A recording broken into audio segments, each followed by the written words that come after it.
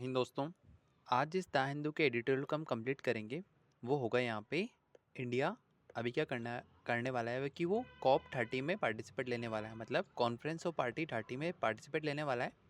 और वहाँ पर क्या करने वाला है कि ये भी है ना, क्लाइमेट फाइनेंस के लिए एक इसने नया प्लेटफॉर्म लॉन्च करने वाला है इंडिया। वो होता है कंट्री प्लेटफॉर्म के नाम से। हम सारे वर्ड्स को एक एक करके समझते हैं। सबसे पहले हम पढ़ते हैं कि ये क्लाइमेट चेंज क्या होता है। उससे पहले पढ़ना पड़ेगा ग्लोबल वार्मिंग क्या होती है। उससे पहले पढ़ना पड़ेगा ग्रीन हाउस केसेस क्या होती है। ठीक है ना। जैसे कि कार्बन डाइऑक्साइड हो गया, मीथेन गैस हो गई, CH4, वाटर वेपर हो गया ना। ये सारी हवा में ऑलरेडी एग्जिस्ट करती है। हमारी पृथ्वी की चारों तरफ क्या है ना, ये सारी की सारी गैसेस वगैरह मिलकर के एक चद्दर जैसा बना लेती है। ठीक है। अगर हम चद्दर ओढ़ेंगे तो हमें भी गर्मी लगेगी। वैसे ही चद्दर क्या करती है, ये अर्थ को गर्म करती है। मतलब कि यहाँ पे हीट वगैरह प्रोड्यूस करती है। मैंने कहा बात समझ में आ गई। तो पृथ्वी गर्म हो गई। फिर आए हम इंसान। ये तो सारा नेचुरल काम हो रहा था। फिर इंसानों ने क्या किया कि फैक्ट्रियाँ बनाई, बहुत सारी व्हीकल्स लेके आया, कोयला जलाया, इससे और ज़्यादा कार्बन डाइऑक्साइड बढ़ा। तो ये जो चद्दर थी ना, ये चद्दर हमने और मोटी कर दी। ठीक है। इस चद्दर को मोटी करने से क्या हुआ कि पृथ्वी का जो टेम्परेचर था वो और ज़्यादा बढ़ गया। मैं उस वाली जगह नहीं आ रहा हूँ कि ये अल्ट्रावायलेट को इनकमिंग ओके होती है पर आउटगोइंग नहीं जाना था। वो सारी चीज़ छोड़ दो, नॉर्मल पढ़ो। तो क्या हुआ कि पृथ्वी की चद्दर और ज़्यादा मोटी हो गई, तो पृथ्वी और गर्म हो गई। देखो, पृथ्वी अगर बहुत ज़्यादा गर्म होगी ना, तो ग्लेशियर वगैरह पिघल जाएंगे। इससे सी लेवल राइज हो जाएगा, फ्लड वगैरह काफ़ी ज़्यादा आ जाएगा, साइक्लोन काफ़ी आने लग जाएंगे। मतलब कि हमारा जो क्लाइमेट पहले शांत था वो अब क्लाइमेट चेंज हो गया। पहले क्लाइमेट शांत था, अब क्लाइमेट पूरा चेंज हो गया। मतलब कि क्लाइमेट चेंज क्या हो जाएगा, ये सारी चीज़ें, ग्लेशियर का पिघल जाना, सी लेवल का बढ़ना, साइक्लोन आना, हीट वेव बढ़ना, ये सारी जिससे कि पृथ्वी परेशान हो जाती है, वो सारी फिनोमेनन को क्या कहते हैं हम एक साथ ही। इन सारे को कलेक्टिवली क्या बोलूँगा मैं, क्लाइमेट चेंज हो गया भाई। पहले क्लाइमेट नॉर्मल था, अब क्लाइमेट चेंज हो के वर्स्ट हो चुका है। ठीक है, बात समझ में आ गई। तो ये फैक्ट्रियाँ वगैरह, व्हीकल वगैरह, कार्बन से ये ज़्यादा किसने जलाए, ये ज़्यादा जलाए थे डेवलप्ड कंट्री ने, जैसे कि USA ने, और ऑस्ट्रेलिया ने, कनाडा ने, और यूरोपियन यूनियन वगैरह ने, जैसे कि लंदन वगैरह ना। इन बड़ी बड़ी कंट्रियों ने क्या कि बहुत सारा इंडस्ट्रियल रिवोल्यूशन किया, बहुत कोयला जलाया, बहुत दुनिया को गर्म कर दिया। तो इंडिया जैसी कंट्री, अफ्रीका जैसी कंट्री, जो गरीब कंट्री आए ना, उन्होंने तो कहा यार कि हमने तो कभी जलाया नहीं पेट्रोल इतना ज़्यादा, हमने तो फैक्ट्रियाँ भी इतनी नहीं बनाई। लेकिन और सारी की सारी फैक्ट्रियाँ और सारे के सारे कोयले आपने जलाए थे, तो इस दुनिया को गर्म तो आपने किया है। और चूंकि इंडिया एक कोस्टल इलाका है, तो इंडिया कहता है यार कि आपने दुनिया को गर्म किया है, USA ने दुनिया को गर्म किया है, लेकिन सी लेवल के बढ़ने से हमारे यहाँ पे पानी घुस रहा है। तो आप ऐसा करो, आप सभी मिलकर के हमें कुछ पैसा दो, ताकि हम यहाँ पे बड़ी बड़ी दीवार बना सके, ताकि सी लेवल जो बढ़ेगा ना जब, तब वो हमारे लैंड पे ना आए, हमारी ज़मीन पे ना आए। वो सी लेवल बढ़ने के बाद क्यों हम बड़ी बड़ी दीवारें बनाएंगे। तो दीवारें बनाने का पैसा कौन देगा, ये अब बड़ी बड़ी देश दो जिन्होंने कोयला जलाया था। बात समझ में आ गया। इस चीज़ को क्या बोलेंगे, इसको बोलते हैं क्लाइमेट फाइनेंस। फाइनेंस मतलब पैसा कौन देगा, वो व्यक्ति देंगे जिन्होंने क्लाइमेट चेंज किया, जिन्होंने दुनिया को गर्म किया। दुनिया को गर्म किसने किया है, USA, अमेरिका, लंदन वगैरह, इन बड़ी बड़ी कंट्रीज ने किया है। समझ में आ गया। तो डेवलपिंग कंट्री, गरीब कंट्री क्या बोलते हैं कि ये अमीर देश हमको पैसा देंगे। ये पैसा कैसा होगा, क्लाइमेट फाइनेंस के नाम पे होगा। और इससे क्या गरीब देशों को जस्टिस मिलेगा क्या, बिल्कुल मिलेगा। इसको बोलते हैं क्लाइमेट जस्टिस बोलते हैं। सर सारे वर्ड समझ में आ गया। मैंने कहा कि अब बात करते हैं। लेकिन देखो, जैसे कि ये क्लाइमेट फाइनेंस के लिए जो ये बड़े बड़े जो देश, वो छोटी कंपनियों को पैसे, छोटे छोटे देशों को पैसा देती है ना, तो ये आसानी से को पैसा देगा नहीं। ठीक है ना। पैसा मिलता है कैसे, मैं थोड़ा समझाने की कोशिश कर। जैसे कि इंडिया कहता है, USA को कहता है कि सर कि आपने जो दुनिया गर्म की, उससे सी लेवल बढ़ गया ना, तो हम क्या करना चाहते हैं कि हम साइड में दीवार बनाना चाहते हैं। यहाँ पे बहुत लंबे लंबे बड़ी बड़ी ऊंची ऊंची दीवारें बनाएंगे अपने कोस्टल इलाके पे, जिससे पानी हमारे ज़मीनों पे ना आए। तो अमेरिका तो आसानी से नहीं देगा। अमेरिका क्या कहेगा, जाओ पहले जा करके पूरा प्रोजेक्ट का प्लान लेके आओ मेरे पास में, जाओ ये वाला डॉक्यूमेंट लेके आओ, वो वाला डॉक्यूमेंट ला। तो USA परेशान कर देता था, पैसे नहीं देगा, परेशान ज़्यादा करेगा वो। बात समझ में आ गई नहीं आई, समझ में आ रही है वाली चीज़ कि USA आसानी से पैसे देगा नहीं इस चीज़ के लिए। USA क्या कहेगा, पेपर वर्क में फंसाता था वो, कि ये पेपर लाओ, 10वीं की मार्कशीट लाओ, ये लाओ वो लाओ, परेशान करके पेपर वर्क में इतना परेशान करता था। इंडिया क्या सोचता था, हटाओ यार, हम तो पैसे लेंगे ही नहीं। मतलब कि USA ने प्रॉमिस तो किया है कि हाँ हम पैसा देंगे। प्रॉमिस किससे किया इसने, पेरिस एग्रीमेंट में। पेरिस एग्रीमेंट के अंदर में USA ने कहा था कि हाँ, हम जो गरीब देश है, जिनके लिए हमने दुनिया गर्म कर दी है और दुनिया का सी लेवल बढ़ गया और वो परेशान हो रहे हैं, तो हम उनको पैसा देने को तैयार हैं। लेकिन ये उल्टे हाथ से आम खिलाते हैं। मतलब कि ये पेपर वगैरह इतना मंगवाते हैं कि लोग, गरीब देश कहता है कि भाड़ में आने में पैसा ही नहीं चाहिए। ठीक है। तो इससे परेशान होकर इंडिया ने क्या कहा कि क्लाइमेट फाइनेंस के लिए, क्लाइमेट फाइनेंस को ये वाले पैसे के लिए हम क्या करने वाले हैं, एक कंट्री प्लेटफॉर्म बनाएंगे। ये कंट्री प्लेटफॉर्म का मतलब क्या होगा कि जैसे कि ये जो क्लाइमेट फंड है ना, इसको, इससे पैसा लेना बहुत मुश्किल हो जाता है। क्यों? क्योंकि अलग अलग मिनिस्ट्री है। जैसे कि इंडिया में अलग अलग मिनिस्ट्री है, पता नहीं कौन कौन सी मिनिस्ट्री होगी। अलग अलग डोनर है, जैसे कि इंडिया कहाँ जाएगा, यूएसए के पास जाएगा, यूरोप के पास जाएगा, ऑस्ट्रेलिया के पास जाएगा, किसके पास है ये भी नहीं पता। अलग अलग रूल है, पता नहीं कितने कितने, तो सब कुछ मिक्स है यहाँ पे, ठीक है ना, बहुत मिक्स है यहाँ पे हर चीज़ ही। तो अगर ऐसा कोई चीज़ मिल जाए कि ए काउंटर हो जाए, ए काउंटर है, इंडिया वहाँ जाएगा सीधा, और ये काउंटर वाला कह देगा भाई क्या ऐसा करो कि ये वाला प्रोजेक्ट है ना, ये दीवारें बनाना प्रोजेक्ट, इसके लिए तो यूएसए पैसा देगा।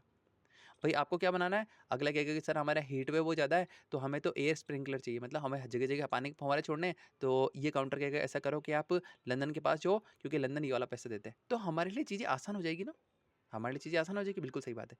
तो इसी तरह से क्या करने वाले हैं, हम एक कंट्री प्लेटफॉर्म बना रहे हैं, एक ऐसा काउंटर बना रहे हैं जहाँ पे आप सीधा जाएंगे, वो तो हमें क्लाइमेट फंड आसानी से मिल जाएगा। ये क्लाइमेट फाइनेंस वाली चीज़ें ही थोड़ी हमारे लिए आसान हो जाएगी, ठीक है। एक सिंगल नेशनल विंडो हो जाएगा, जिसको हम क्या बोलेंगे, क्लाइमेट फाइनेंस ऑफिस बन जाएगा एक तरह का ये, जहाँ पे सारे प्रोजेक्ट, सारे पेपर वर्क, सारे डोनर अप्रूवल एक ही जगह पे काम हो जाएगा हमारा। समझ में आ गया? बिल्कुल आ गया। जैसे इंडिया के लिए एक काउंटर बन जाएगा, वैसे ही अफ्रीका के बहुत सारे देश है, वो भी बेचारे गरीब में फंसने वाले हैं। जैसे कि साउथ अफ्रीका हो गया, साउथ अफ्रीका में भी एक ऐसे कैसे काउंटर बन जाएगा।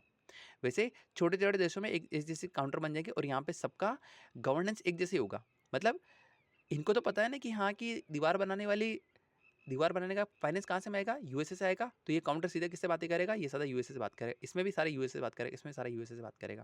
भाई अगर मुझे स्प्रिंकलर चाहिए, वाटर स्प्रिंकलर, तो इस काउंटर को पता होगा कि भाई आप ऐसा करो कि लंदन के पास जो ये वाला पैसा वो देगा। तो हमारे लिए क्या होगा कि चीज़ें थोड़ी आसान हो जाएगी, चीज़ें आसान हो जाएगी। वरना तो पता ही नहीं ना कि कौन सी मिनिस्ट्री पे जाना है, किस डोनर के पास जाना है, कौन से पेपर करने, पता ही नहीं। ये काउंटर स्पेशल बनाई जाएगा जो कि इस तरह के क्लाइमेट फाइनेंस को आसान कर देगा। शायद आपको समझ में आ गया मैं क्या बताना चाह रहा था। ये प्लेटफॉर्म ज़रूरी क्यों है, क्योंकि जीएफसी मतलब कि ग्रीन क्लाइमेट फंड, ये कौन सा फंड है, ये वो वाला ही फंड है, ये क्लाइमेट फाइनेंस वाला, ये देखो यहाँ वाला, ठीक है ना, जहाँ पे अमीर देश गरीब देशों को पैसा देंगे। क्यों देंगे? क्योंकि उन्होंने पृथ्वी गर्म कर दी। इसको क्या बोलते हैं, ग्रीन क्लाइमेट फंड बोलते हैं। से पैसे लेना बहुत स्लो है और बहुत कॉम्प्लिकेटेड है, सही बात है। यूएसए आसानी से पैसे थोड़ी देगा, वो तो पेपर वर्क में फंसा देगा लोगों को। प्रॉब्लम क्या है कि बहुत ज़्यादा पेपर वर्क है, टेक्निकल रूल्स समझना बहुत मुश्किल हो जाता है। जैसे इंडिया में तो क्या बहुत अच्छे अच्छे वकील है, लेकिन अफ्रीका के छोटे छोटे देश के पास इतने अच्छे वकील थोड़ी होंगे। उनको क्या पता है कि किस काउंटर पे जाना है, किस देश के पास जाना है, कौन सा प्रोजेक्ट लेके जाना, उनको तो कुछ नहीं पता है। तो प्रोजेक्ट अप्रूव कराना ही बहुत मुश्किल हो जाता है, यहाँ पे सालों लग जाते हैं। देखो इंडिया डायरेक्टली उनके पास जाके नहीं कहेगा कि लो भाई ट्रम्प साहब हमें 2 मिलियन पैसा दो या 1 बिलियन पैसा, ऐसे नहीं देगा।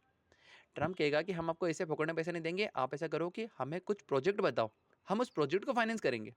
हम ऐसे डायरेक्टली आपको कैश टोकन नहीं देंगे, क्या पता आप ठेके पे जाके दारू पी लो, तो ऐसा नहीं होगा। वो क्या करेंगे, यूएसए कहेगा कि जाके पहले हमें एक प्रोजेक्ट ला के दो, कि आप दीवार बनाने वाले हैं, या फिर हीट वेव के लिए आप स्प्रिंकल बनाने वाले हैं, या फिर साइक्लोन शेल्टर बनाने वाले हैं, क्या करने वाले हैं, हमें पहले पूरा ढंग से प्रोजेक्ट बताओ, उसके बाद हम पैसा देंगे, ठीक है। तो प्रोजेक्ट अप्रूव कराने में ही सालों लग जाते थे। डेवलपिंग कंट्री क्यू में खड़ी रह जाती थी, हमेशा लाइन में खड़ी रह जाती, गरीब देशों की हमें अब पैसा देगा, लेकिन पैसा मिलता ही नहीं था। तो ये पहले तो ये देखते कि ये जो ग्रीन क्लाइमेट फंड ये होता क्या है। ये दुनिया का सबसे बड़ा क्लाइमेट फंड है, ठीक है।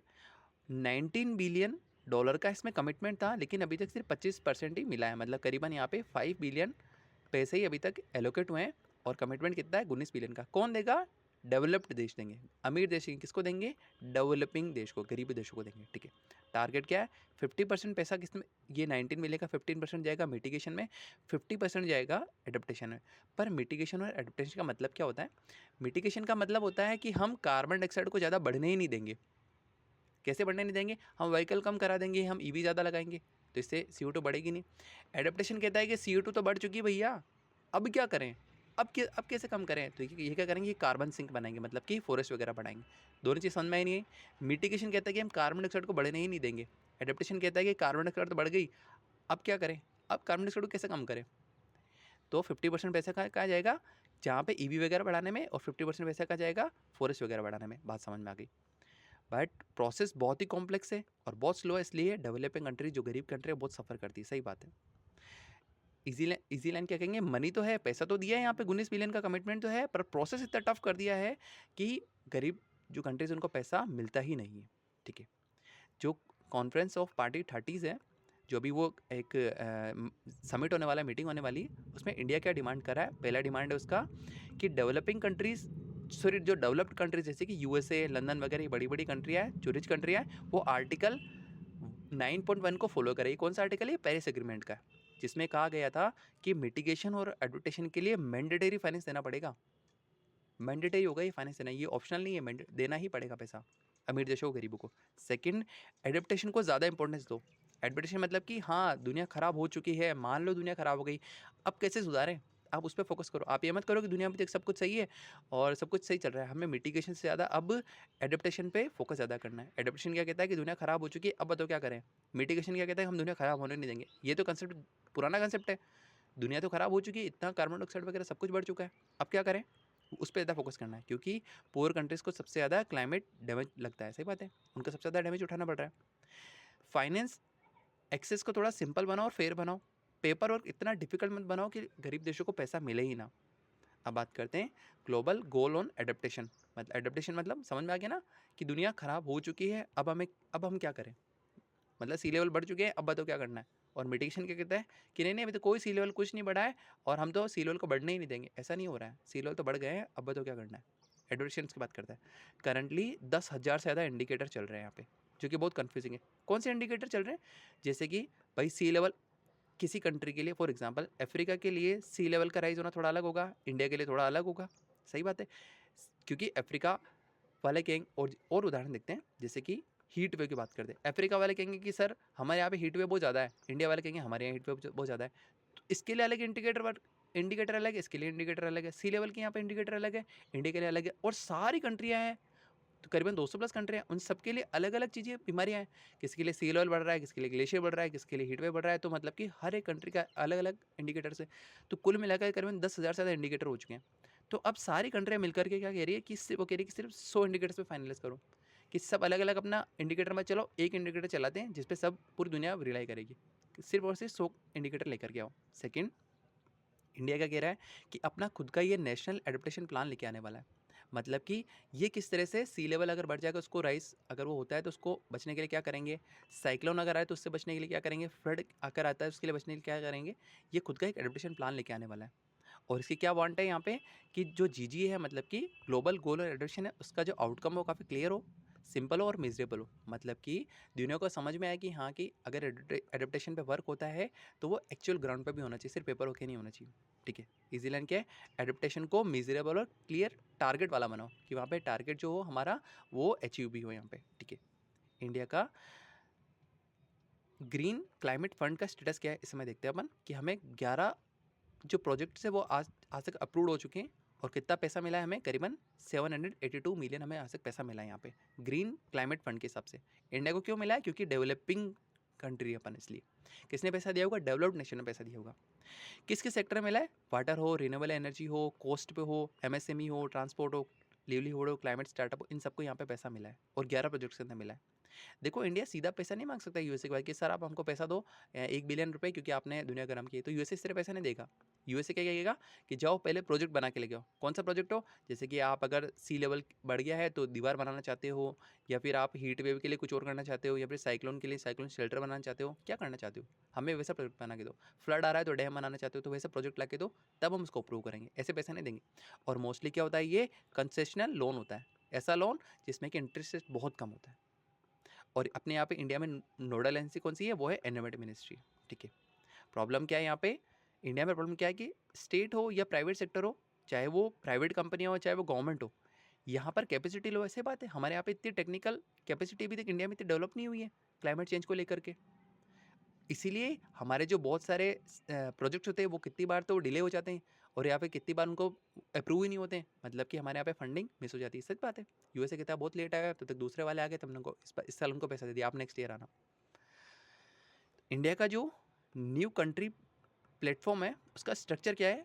मतलब कि न्यू कंट्री प्लेटफॉर्म समझ में आया ना, मतलब कि इंडिया चाहता है कि मुझे सी लेवल बढ़ रहा है तो मुझे दीवारें बनानी है, तो अभी किसके पास जाए? यूएसए के पास जाए, ऑस्ट्रेलिया के पास जाए, लंदन के पास जाए, किसके पास जाए? हमें पता ही नहीं अभी तक। तो हमने एक ऐसा काउंटर बना दिया जो कि सिर्फ यही काम करता है कि कौन सी कंट्री कौन सा पैसा देगी और क्या क्या डॉक्यूमेंट मांगे, सिर्फ वो काम करेगा। ठीक है, इसको बोलते हैं कंट्री प्लेटफॉर्म। इसका स्ट्रक्चर क्या होगा इस समय पे? स्टीयरिंग कमेटी कौन संभालेगा? वो संभालेगा डेवलपिंग कंट्री। स्टीयरिंग कमेटी मतलब कि ये जो प्लेटफॉर्म है ना, इसका गवर्नेंस किसके हाथ में रहेगा? वो रहेगा डेवलपिंग कंट्रीज़ के हाथ में। क्यों? डेवलपिंग मतलब कि गरीब देशों में। क्यों? ताकि अमीर देश आकर के इसको हाईजैक ना कर ले। सेकंड क्या हो जाएगा? यहाँ पे सेक्रेटरीट रहेगा, बिल्कुल रहेगा यहाँ पे, और वो भी कहाँ रहेगा? डेवलपिंग कंट्री के अंदर ही रहेगा। थर्ड क्या होगा? इसका इनिशियल सपोर्ट कौन कर रहा है? अफ्रीका क्लाइमेट फाउंडेशन को सपोर्ट कर रहे हैं, और कितने का सपोर्ट किया इन्होंने? करीबन 4 मिलियन का किया है यहाँ पे, $4 मिलियन का। ठीक है, इसका पर्पस क्या होगा? किसका? कंट्री प्लेटफॉर्म का पर्पस क्या होगा?